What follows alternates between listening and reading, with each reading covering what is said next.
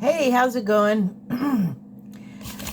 I pulled some cards, and I put out 2 videos earlier today, but they were from the previous consecutive 2 days. So let me speak up. So they were yeah, they just hadn't been uploaded because intermittent internet.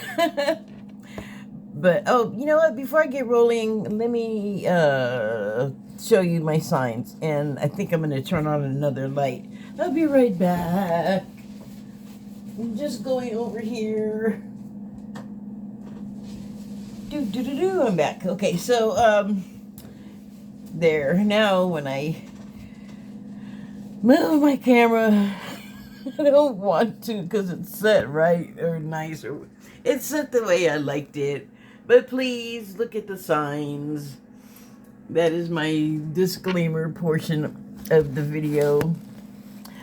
So, I couldn't decide then, since I had already put 2 card readings out today, if I should do another. And I thought, I kind of just want to talk, but my thoughts are not centralized. They're very diffuse. They're kind of all over the place, but there is an underlying tone. So, before I start on the cards, I'm going to talk. Okay, so, I don't know if this was something everyone else was also feeling, but, like, I had this thing going on. It still is, but I just... like yesterday, I was finally able to come to terms with it better. It's been a step-by-step process, but mainly it was the sort of exclusion of the worrying factor that kind of... like, I knew I needed to do that, but I was finally able to yesterday, step-by-step. So, I've been feeling a lot better about, like, life in the world. But, I realized that often what I and a lot of people talk about are not such positive current events. Like, we tend to focus on, I don't know, kind of like unhappy stuff. Not that I want to ignore it by any means, but I'm just saying... what we do kind of tend to ignore is the more positive stuff that's out there to be had. Or at least it just doesn't get as much airtime. So, I had been feeling like a heaviness, and I thought it was mainly because of my personal issues, but also, like I said, there's lots of sort of negative things happening in the world. Or negative, they give us negative feelings. I don't know if, like, I'm referring to, like, wars right now. But, on the whole, like, in the whole scheme of things, the life path, everybody's here for a reason lens is not a bad thing. There are no bad things. It's just hard to, experience and witness them and not feel badly, not feel bad for it about it. But even in those situations, there are, like, positive things that happen. The way that people, like in the Ukraine situation, we got a lot of sort of pre-war prep stories where people were banding together and moving people out, and border countries outside of Ukraine were taking refugees in, and that, in light of the whole rest of the story, is very positive. And I think still those kind of things go on. So I don't really want to focus on, like, battlefield stories too much. But I'm sure things are happening there, too, that are not what we would typically immediately consider negative, you know? It's just the way you gotta, or me, I have to refocus them, or just start thinking about them differently, or remember to think about them differently or in multiple ways, whatever works, because it's kind of that way, you know. It's until like the concept of understanding that more than one thing can be true at once can like really sink in and become real, it's hard to consider. We tend to narrow our focus onto one thing, one goal, one idea, one ideology, and then not want to stray from it, like even look away, which I think in any situation when you only confine yourself to one form of access and there's all kinds of other stuff going on that you don't know about because you are not looking at it, either, I don't know what other reason there could be, or any reason, like I wouldn't be able to just confine I would be too curious to be all, I would be like, is this all there is? Like, really? There's got to be something else. But some people just accept what they're told and don't question it and go all in. But like even in that, that microcosm, there are positive things going on, positive relationships that are not necessarily ideology based. So like that's another way to look at it. That takes some getting used to, and it also takes a while for it to stick, because like my personal problems, and then also like those other things I was just talking about, like the wars, specifically Israel and Ukraine. I'm sure there's other warlike eruptions around the world that are happening that may even have U.S. involvement that I just don't know about because I haven't gone and looked. But there's always a silver lining. Corny as hell, but it's also true.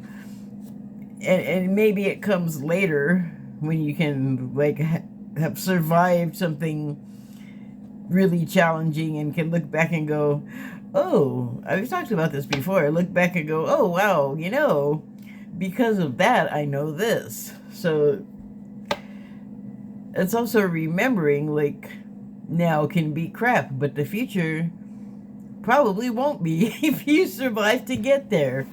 So the dropping the worrying thing, like about all of it, really not just for me, although yes, I will reinforce that message to myself over and over because I have to, because like I said, stuff doesn't stick that easily. It's habit formed behavior, I think. Even if you just start doing it, we're so used to being habitual, it's not hard to just immediately be habit formed. But anyway, so I was just getting myself all worked up, like a kind of a nervous wreck about things, and I actually do have something really positive happening in the background, but I just can't talk about it. It's just driving me nuts. So I mean that's a good thing, but I pulled this from the Wild Unknown Animal Spirit deck, this Buffalo card, and I will probably, maybe, we'll see, read from the guidebook about it. But what I remember is that this is an implacable beast. Like, you see there's a storm raging around it. Does it look bothered by it? It's just like, so that happened, because where's he gonna go? In the buffalo barn? Into the buffalo house? There is no such thing. They generally don't have shelter with a roof. They just, beasts without thumbs. It's the last thing on their mind. They just, I'm here. This is it. This is the way. That's their life. And it's like, worrying about stuff And I'm just obviously, well, I don't know, I shouldn't say that, but I'm probably right on this. Buffalo are probably not spending their time thinking about structures. They're probably not even thinking about the drenching they're getting, because you know why? They're adapted to be standing around in the weather. They got big, thick coats, and their skin's probably pretty thick too, and it's just as normal for them to be standing outside in a storm as it is for me to be sitting here running my mouth. So, but the thing is as I mean, I was gonna say, as crazy and dangerous as it sounds and like kind of looks to be standing in a highly lightning electrical storm, that would make me uncomfortable. It might feel uncomfortable, but like, again, where's it gonna go? I would be freaking out, probably. So I would say there's something to be learned, because I do freak out. Like, my electrical storms happen in my life, and sometimes I do better, but other times when they get like really big and frightening, it's hard to maintain cohesion. But this guy is like the model, because really, if you look at a buffalo's history, even a buffalo has been through it. A buffalo's ancestors have been through it. And yet, in the wild, such as it is, such as they are, because I don't know that there's that great a number of them. I know there's some, but ancestral memory, I think, has to mean something. And they've seen like the dawn of man arrive, where all of a sudden they were food and clothing and everything else. And also just, well, that whole buffalo hunting business evolved over the course of its relationship with the he-man. And still, they're like just gonna be standing there like, doo-doo-doo. Do they have cuts in stomachs? I should probably check for my notes. Let's just call it buffalo digestion. Does that have 2 F's? I think so. Oh yeah, that looks right. Mark Buffalo. Sorry. Now, why am I apologizing for that? I mean,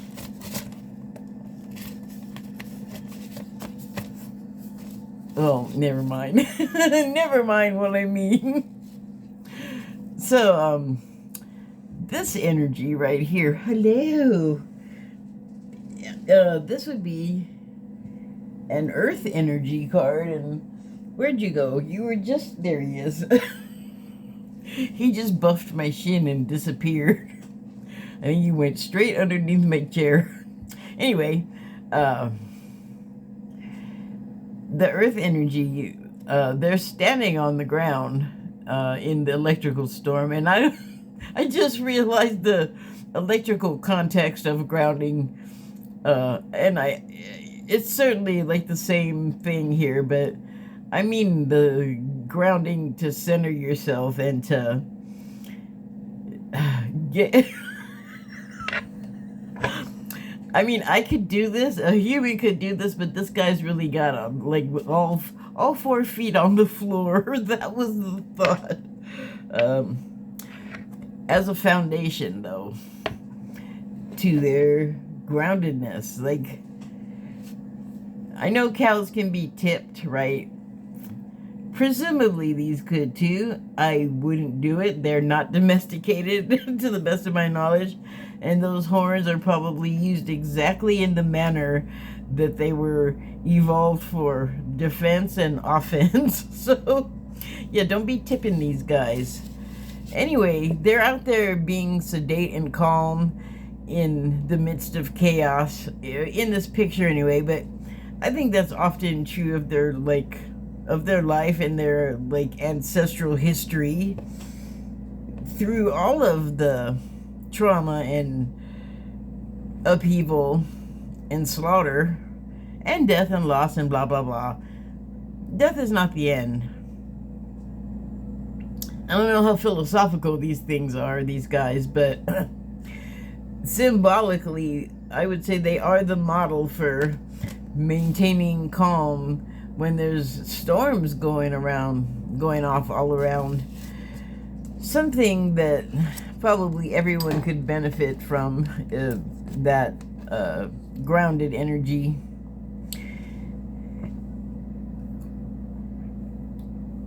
So, today was Halloween. Wait, what time is it? Hold on. Sorry to turn my back on you, but I need to look at this other timepiece thing. Are you gonna let me see? Don't do that. Okay, so yeah, it's still Halloween for about 40 minutes. You know what? I haven't seen trick-or-treaters for years, although I don't turn on my light, so that's the signal for them not to come. And I didn't hear a single trick-or-treat out here. I haven't heard them for years, because I actually thought about that today. Kind of wanted to go myself, because I've been trying to buy a package of peanut butter M&Ms every time I go shopping, and it's like the last priority, and then I have been ending up with not enough. They want like $2 for the single person little bitty checkout stand individual bags. $2? So I haven't had enough at the end of my purchase. I'll be like, I have $1.59. It's $2. So I really wanted some candy. But I didn't get any. I did finally hear my neighbor come home with her kids from somewhere, and it sounded like they were, I mean, it was like after 9 at night, and it's a school night, and they sounded pretty excitable, as if they'd had some sugar. I wanted to join in the party. Not really, I just wanted some candy. I will get a little bit eventually. But, well, you know what? It's better, though, because I think I get some money today. Not all of it can be used on bad food, unfortunately. We'll see. I really want the stupid M&Ms, though. That would make me happy. So,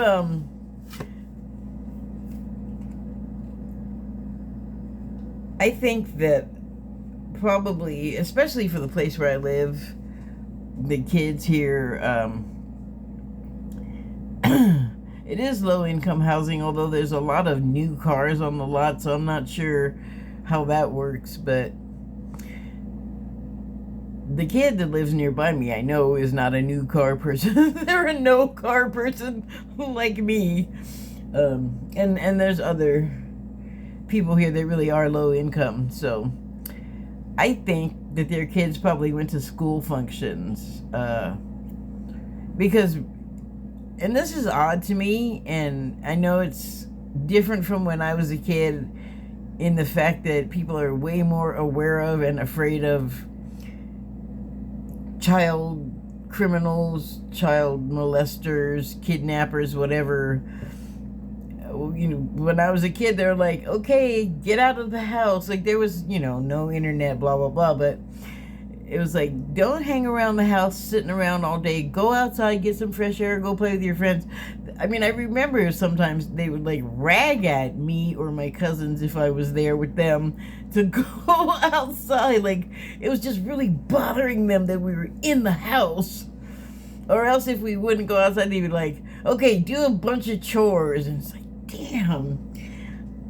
I'd be visiting, and I'd be in there like a house slave, you know, doing housework, and it was like, well, anyway.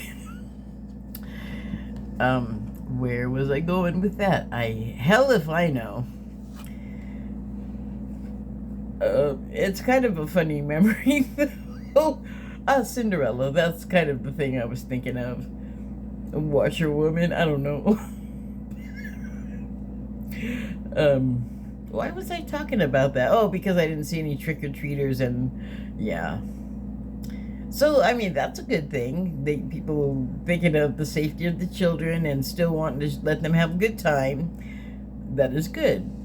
I mean, they need it too. The kids have been through a lot, and with COVID and not being able to go to school, and then all this weird political stuff that's like changing people. I wonder, has anyone thought about like what these kids must be thinking when their parents go from somebody that used to be like one, I'm just gonna say, normal way, and then like got into some political ideology or religious one, and it changed their whole personality and then their world, which means that those kids' world. You know how little control we have over stuff when we're a kid, right? We got to get through or past the adults that we live with and take care of us. And if they get off on something, you just got to do it too. You don't have a choice. So, yeah, it's been challenging for the kids too. So, I think that we should think about that more. In fact, all the screaming and yelling we're doing at each other about them and their feelings and how their life is being affected by things. I often see, of course, adults talking about this stuff, never kids, right? So I just think they are hearing it, and it's out there in the world, and it's affecting people, and it's affecting them.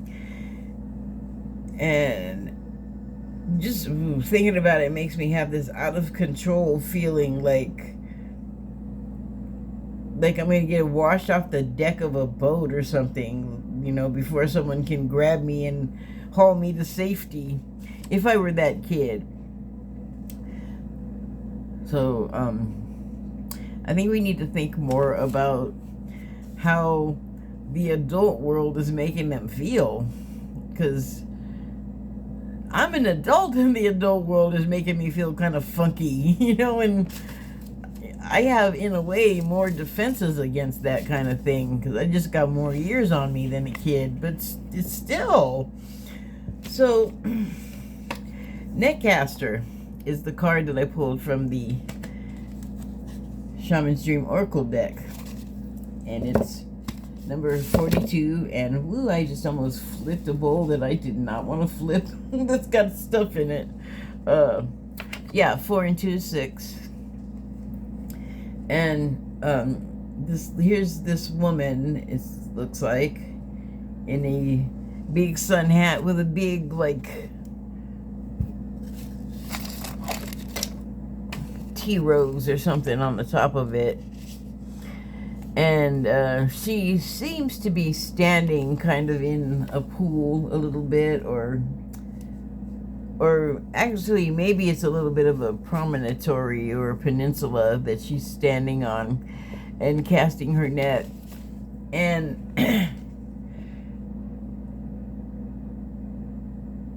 it reminds me of the star card in the tarot deck, which I'm not going to pull out and show you because my phone is actually sitting on that deck. I guess I could pull one from another deck, but I'm not going to do it. I just don't feel like it. But in light of what I was talking about, I pulled this earlier and I was like, I don't know what to do with this. I got the star energy from it. But you know what I am going to do? I'm not going to pull that card, but hold on just one second. I'm going to get something. Be right back. Hi. Okay, sure. Hi. All right, so I'm back. And here's what I did. I grabbed my book because I thought there was something going on with this star card energy I was getting from this. And if you're familiar with the star card, which I can show you here, it has a woman and she's got 1 foot on the land and 1 foot in the water. So, and oh yes, all of the the starry stars and sun and that up in the sky, which to me signifies a feeling of hopefulness. There's a tree on a hill in the background, and the proportions are very strange. Look at this tree in the background, okay? And there's a bird on the tree. Why is the bird so big from apparently really far away? I shouldn't talk because my ability to draw is not greater than this. It just cracked me up. That's like a really big bird with a really tiny tree supporting it. Or it's a bush, but it's on a hill in the you know. I get stuck on this stuff. Sorry. I'll just read. Okay, so I started reading this, and then I read like 2 sentences and realized I needed to just do it here because, let me read. The star. The star is the quiet after the storm presented in the last trump, which refers to the previous card, which I will show you, is the Tower card. So, the purified, therefore nude, soul gently washes away the remaining dark matter, and the ladder to the stars is visible in the sky. I mean, I guess you're supposed to climb all them pointy stars. I don't see any ladder. But from the horizon to the sky, you could climb those spires, I guess, in the crazy world with the tiny bird, with the giant bird on the tiny tree. It's a crazy world. O'Neill points out, okay, I don't know who O'Neill is because I haven't read this in a long time, but I assume it's some person with tarot knowledge. They point out that Waite wrote in the secret tradition in alchemy that the final reward comes in the stillness that follows a tempest. Again, this is essentially the same as the Marseille model, except that the anima figure is not only pouring onto the land and the sea, she is standing on both, like Temperance. So, she is completing Iris's. I don't know who Iris is either. She is completing Iris's mission and nurturing the world. I don't know, follow those clues, I guess. I'll try to deal with it in the information box, but you know my record on that is not great. I forget stuff, or I don't have internet, and by the time I do, I can't even remember what video I was supposed to be adding stuff to. It's real in the moment stuff. Just kind of forget it almost immediately when I'm done. So anyway, enough about me. She is completing Iris's mission and nurturing the world. The connection between the inner and the outer world is more complete. The water offers better footing now. Interesting, because I thought that, like, it was strange for them to say that the water offers better footing, and then I thought, why is it slippery when wet? That is not what I thought at the time. I don't know what I thought, but for some reason I was like, something ain't right about that foot in the water, or water having better footing. Okay, so yeah. The immediate thing I thought was, if you've ever walked in a creek or something, if there's a mossy stone and you're not aware of the slippery factor, and you could end up on your ass, and that is not a fun place to fall, in a creek with a bunch of stones just under the surface of the water. So I thought, better footing in that, I mean, it depends where you put your foot down. You got to be real careful. But here's why I think I was really having a problem with that sentence and that vision, is because that foot is on top of the water. She's just in a weird posture to be walking on water, so to speak. But, and I don't even know what that means. I just felt like it was worth pointing out. Maybe by the time I write in the information box, something will have resolved from it, but it felt like I needed to point it out. The Golden Dawn equates her to Aquarius, the water bearer. You know the Golden Dawn, right? That's like I think Aleister Crowley started that group, and that I can talk about in the information box a little bit. Talk Golden Dawn. It's one of those secret society, enlightenment, something or other. I'll elaborate more later. This is an opportunity to ascend to a higher state. If it represents a breakthrough, an opportunity suddenly becoming available, calm after a storm.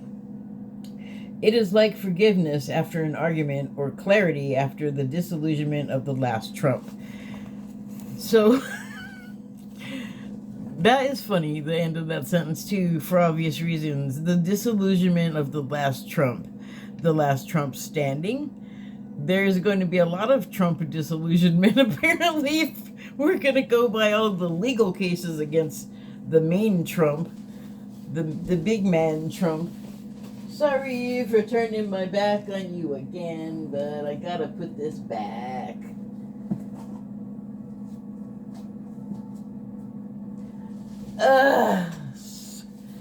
Little shoulder pain today. So, I'd say we're having the tower moment now. We're in the midst of it. And I did note that the colors on this were, I don't even know, watery for sure. And then also there's the stars. It's funny. That's not the word. I'm not sure what the word is. There's like starry night happening here in the background, and she's like got a glowing aura or something. And there's also like sort of like a fog over the land, so it's kind of unclear what's going on at her feet. It appears that she's just standing on one piece of ground, like not any feet in water or anything, but she's got that net and she's casting, so those things tend to make me think of water, like a fishing net. And water also in these cards and the tarot represent emotion, and there's a lot of that churning and going on. There's a lot of statements being made. There's a lot of that, I think, to differentiate people from a crowd of other loud voices, I'll call them. And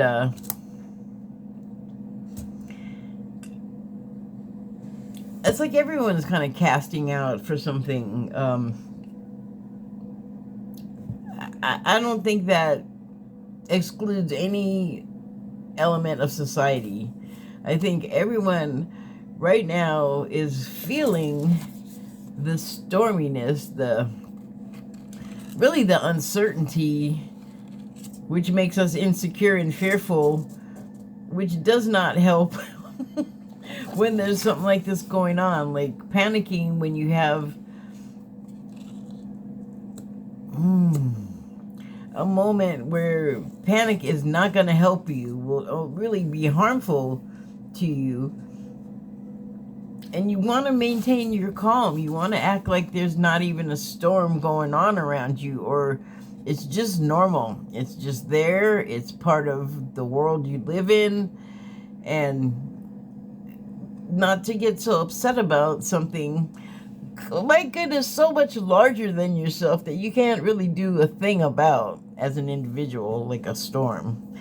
It's kind of like that, like it's you against the world kind of a situation, but you're not the only you there.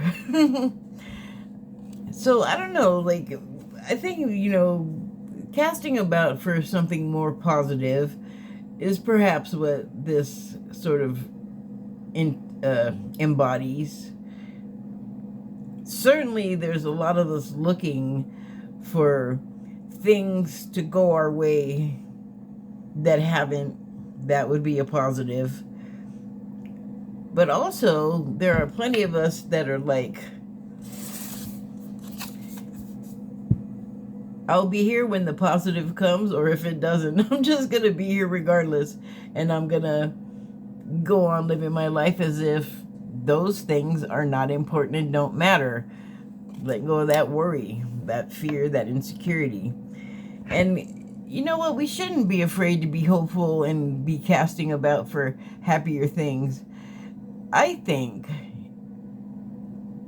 and I was also having this thought affirmed earlier, that we sort of, or not even sort of, we create our own reality. We're all familiar with that phrase, right? So if we stay angry or depressed or sad or whatever it is, like maybe we can't be a doctor to ourselves, but maybe we don't need it for everything. There's a lot we can do to, bolster ourselves up and build up our own confidence and belief in ourselves that we're not insignificant individuals.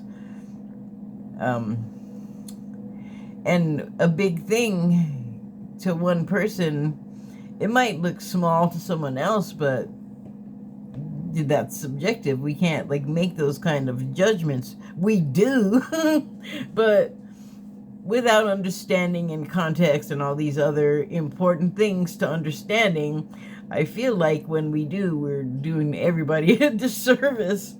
Let people tell you what they mean and believe it. And if they tell you something you're saying about them is incorrect and they do not have access to the knowledge perhaps that you have because it pertains to you and not them, that is an opportunity for us to listen and share knowledge. And I mean, think of it as sitting down to a meal. How are you going to behave? Do you want to eat your meal? Do you want to enjoy it? Do you want to enjoy the company? It's kind of on us how we feel about stuff and how we get ourselves through things, and what we do to find ways to make ourselves feel happy or feel better, feel safe and secure, or whatever it is we feel like we need to add to our existence and make it a more pleasant place to be, an enjoyable place to be.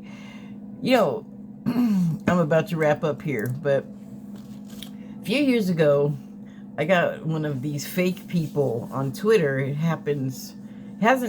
just happened. It happens, it doesn't happen. It hasn't happened recently, but I did have a revisit from one a long time ago. And it wasn't until the revisitation that I realized that this person I was speaking to was totally a fraud. So, didn't give him any money. Don't worry. But,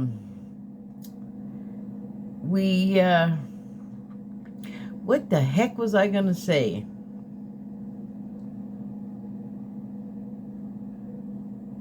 Wow, I really lost it. It was something to do with,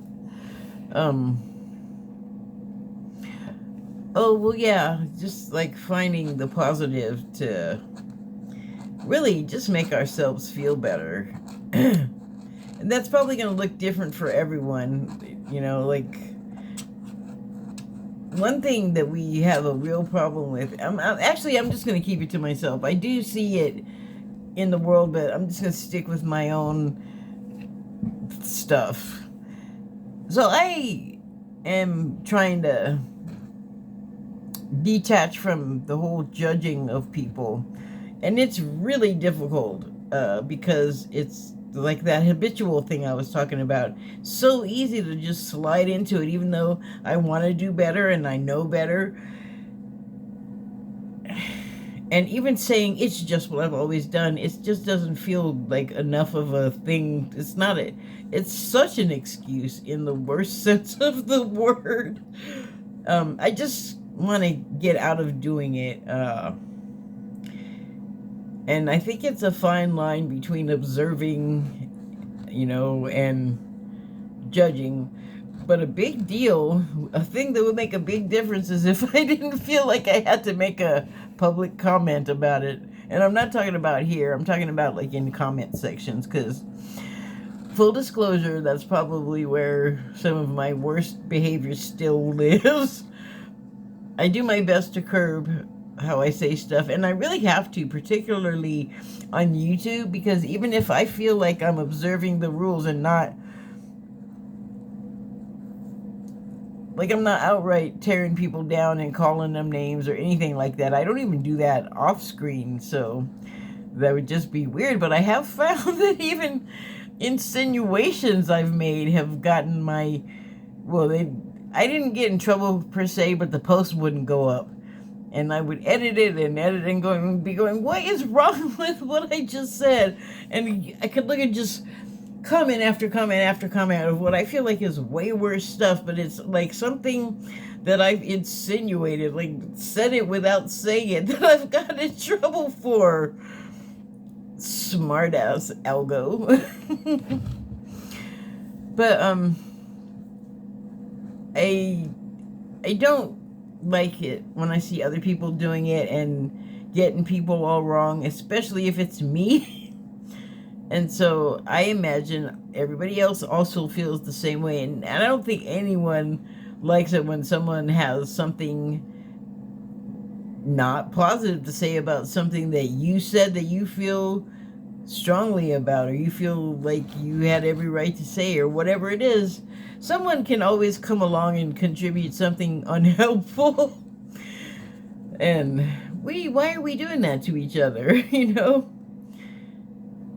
There's enough real stuff to address than we having to dream up things to say about each other, against each other, or even to make a clever point or a joke. I don't know how many times I've stricken something that I thought was just funny and clever and on point and realized that ain't gonna go. So it's kind of like I'm getting help unanticipated, but I'll take it, because I